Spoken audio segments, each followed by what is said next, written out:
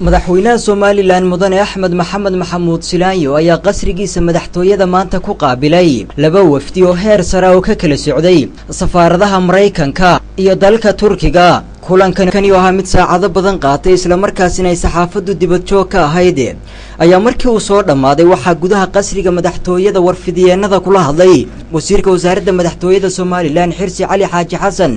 wuxuuna ka warbixiyay wafdigani ka socday safaaradda dalka Mareykanka ayaa waxa ay sheegeen in madaxweynaha Somaliland ka wada hadleen sidii la iskaga kaashan lahaa amniga dhaqaalaha iyo wixii la halmala. wafdiga Mareykanka ee ka socda safaaradda Mareykanka ee Nairobi oo halkan madaxweynaha shir kula qaatay lana qaatay mas'uuliyiinta kala duwan ee dawladda kala qaatay kulamo kala duwan waxa uu ku dhamaaday kulanku si qurux badan oo يعني الإسلام فهمي أمورتي يسعدين وحيسعدين أمورتا مر والبا دولته وضشقين بينه لأنه هي واحد من هي دولة وحوي دولته احترامته يدان لين احتراف سنة هذا دولته احترامته مركز إماتين كي كل مدى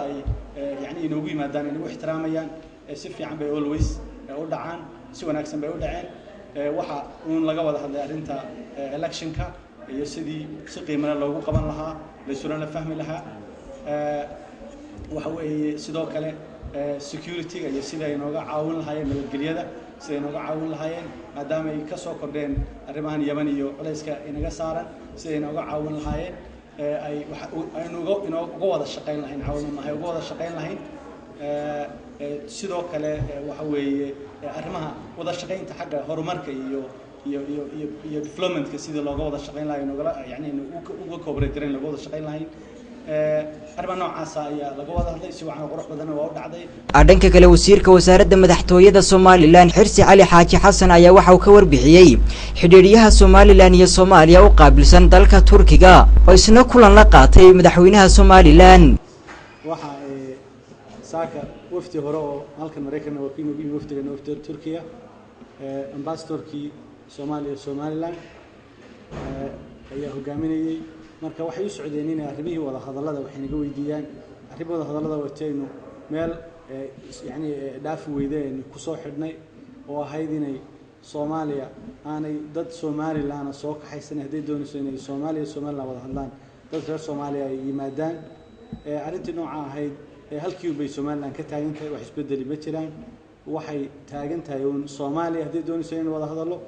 dad reer Soomaaliya ay yimaadaan miiska dadkaas ay wada hadli doonaan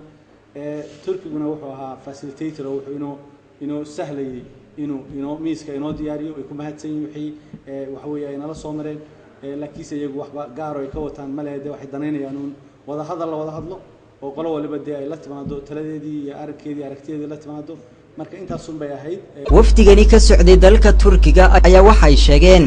inay ka wada hadleen madaxweynaha Somaliland sidii loo soo celin lahaa wada hadaladii u dhaxeeyay wadamada Somaliland iyo Soomaaliya ee dhawaan ku burburay dalka Turkiga. Khadar Kaafi, Somaliland Space Channel, Hargeysa.